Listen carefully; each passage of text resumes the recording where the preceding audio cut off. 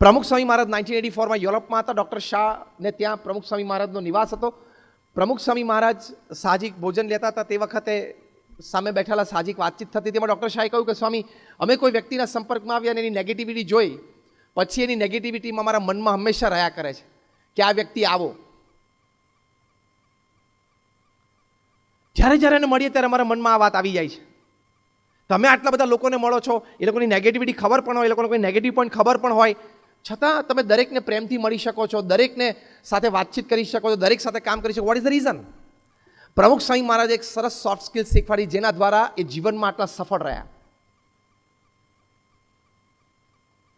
પ્રમુખ સ્વામી મહારાજે કહ્યું કે જે વ્યક્તિઓ સાથે આપણે કામ કરવાનું જ છે, નક્કી જ છે કે હવે અહીંયા ઓફિસમાં આવ્યો એટલે this are the 5-7 people, 10 people, 25 people at my work place. મારે બધા સાથે કામ કરવાનું છે, દિવસમાં 8 કલાક રહેવાનું છે. જે વ્યક્તિઓ સાથે જીવનમાં આપણે પર્સનલ રિલેશન્સ છે, as a friend, as a neighbour, as a relative, as a cousin, what ever, એવી વ્યક્તિઓ સાથે તમારે ફૂલ એક્સેપ્ટન્સ એટીટ્યુડ રાખવાનો કે એ વ્યક્તિમાં કદાચ વધારે અવગુણ હોય ને ગુણ ઓછા હોય તો પણ એના અવગુણ નહીં જોવાને ગુણનો જ સ્વીકાર કરવાનો. તો તમે સાથે રહી શકશો, તો અમે સાથે કામ કરી શકશો. નહીં તો પ્રોબ્લેમ્સ.